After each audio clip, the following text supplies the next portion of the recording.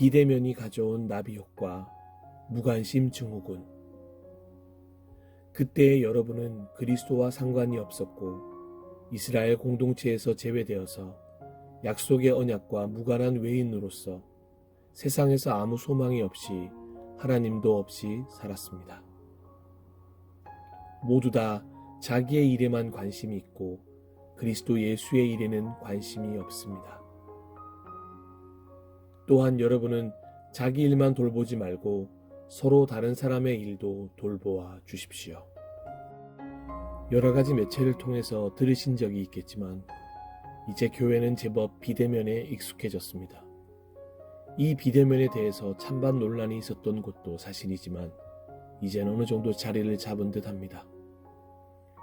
사회적 거리두기 단계에 따라 대면 예배의 인원이 조절되는 상황 속에서도 굳혀진 것이 하나 있다면 여전히 비대면을 원하는 분들이 있다는 것입니다. 그래서 각 교회마다 온라인으로 예배를 송출해주는 사역도 고정화되었습니다. 아마 앞으로도 동일할 것입니다. 코로나가 완전히 사라진다고 해도 대면과 비대면은 비슷한 비율을 이룰지도 모르겠습니다. 이미 익숙해진 비대면의 습관을 쉽게 버리지 않을 것입니다.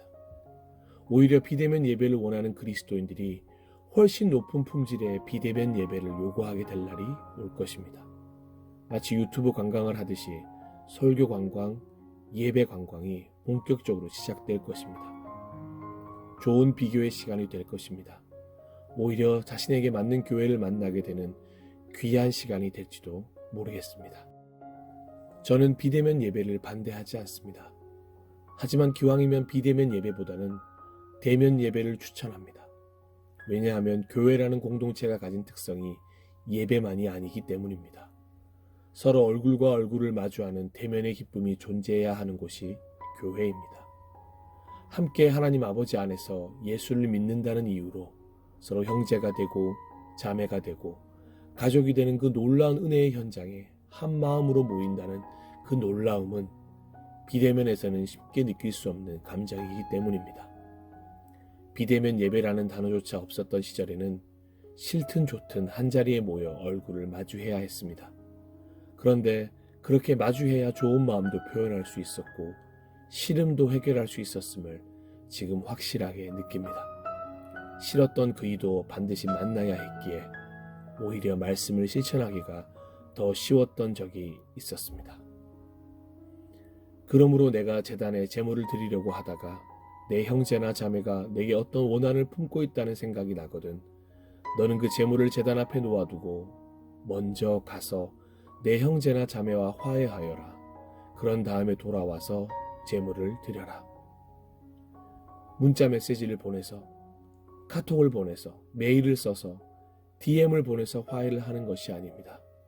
제물을 제단 앞에 놓아두고 가서 그 형제와 자매와 화해할 수 있었던 것은 그 형제가 그 자매가 교회 공동체에 있었기 때문입니다. 얼굴을 볼 수 있었기에 화해도 가능했던 것입니다. 하지만 비대면은 이 얼굴을 마주하는 기쁨을 잊혀지게 만들 수 있다는 것입니다.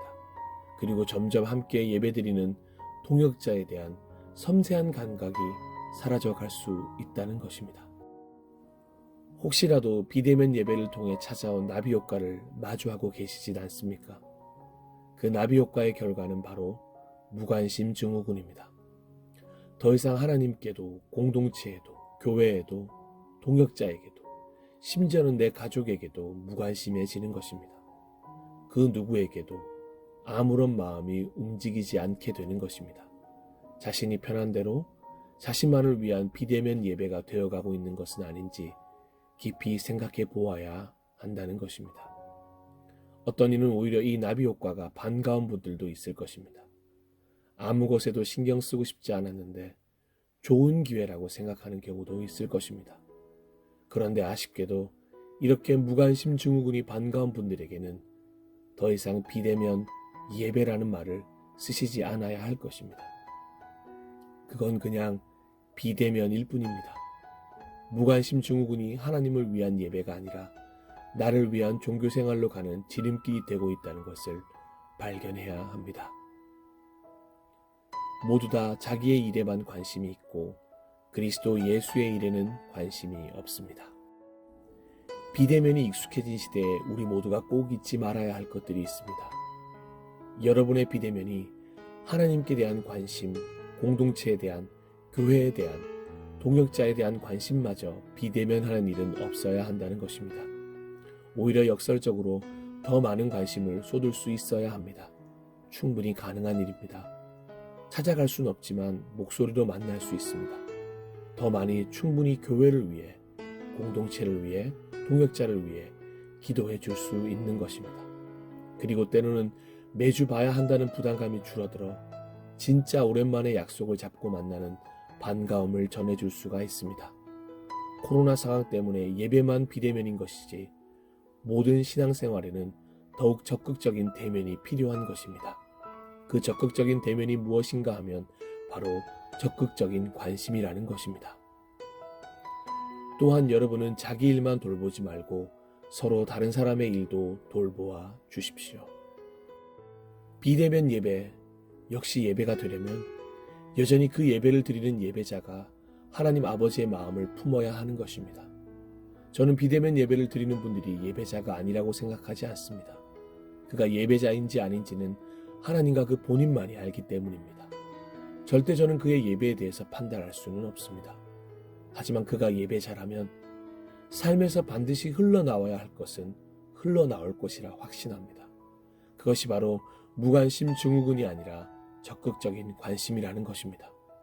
그런 이들은 결코 적극적인 관심을 두려워하지 않습니다. 괜시레 나의 적극적인 관심을 다른 사람이 부담스러워할 것이라고 핑계대지 않습니다. 사랑하지 않는 사람은 하나님을 알지 못합니다. 하나님은 사랑이시기 때문입니다. 비대면이 불러온 나비 효과로 무관심 증후군에 빠져 있다면 결코 사랑에 대해서 관심이 가지 않을 것입니다. 그렇다면 하나님을 모르는 것입니다. 무관심 증후군은 결국 하나님과의 관계를 단절하게 만드는 것입니다. 그러니 비대면 예배에 익숙해지더라도 적극적인 관심만큼은 놓치지 않아야 할 것입니다. 교회에 오고 가는 시간을 아낀 만큼 그 시간 동안 말씀을 읽고 기도하는 시간에 투자해 보시기 바랍니다. 예배에 대해서, 기도에 대해서, 찬양에 대해서, 헌금에 대해서, 동역자에 대해서, 섬김에 대해서, 교회라는 것에 대해서 단어부터 의미까지 더 깊이 생각해보고 관심을 가져보시기 바랍니다. 평소에 자주 연락하지 못했던 이들 한 명 한 명에게 연락을 취해보시기 바랍니다. 공동체를 위해서 내가 할 수 있는 일은 없는지 찾아보시기 바랍니다. 지금이야말로 더 적극적으로 다른 사람의 일을 돌아볼 이유가 생긴 때입니다. 비대면 예배가 오히려 우리의 관심을 더 많은 영역으로 확장시킬 수 있는 기회가 될 수 있다는 것입니다. 사랑하고 존경하는 그리스도인 여러분, 코로나 시대로 인해 생겨난 비대면이 가져온 나비 효과인 무관심 증후군을 경계하십시오. 잘 아시는 것처럼 사랑의 반대말은 미움이 아닙니다. 사랑의 반대말은 무관심입니다. 하나님은 그 무관심이 죄라고 말씀하십니다. 우리의 무관심이 바로 하나님을 향한 무관심이라고 말씀하십니다. 그때의 임금이 그들에게 대답하기를 내가 진정으로 너희에게 말한다. 여기 이 사람들 가운데서 지극히 보잘것없는 사람 하나에게 하지 않은 것이 곧 내게 하지 않은 것이다 하고 말할 것이다. 이 말씀을 가슴에 새겨보면서 마지막으로 에스겔 16장 49절의 말씀을 함께 나누고 싶습니다. 오늘날 우리에게 하신 말씀처럼 들려집니다. 부디 그리스도인 모두가 이 무관심 증후군이란 죄에 빠지지 않게 되기를 소망해 봅니다. 내 아우 소돔의 죄는 다음과 같다. 소돔과 그의 딸들은 거만하였다. 많이 먹어서 살찌고 평안했지만 다른 사람들에 대해선 무관심했다. 가난하고 어려운 사람들을 돕지 않았다.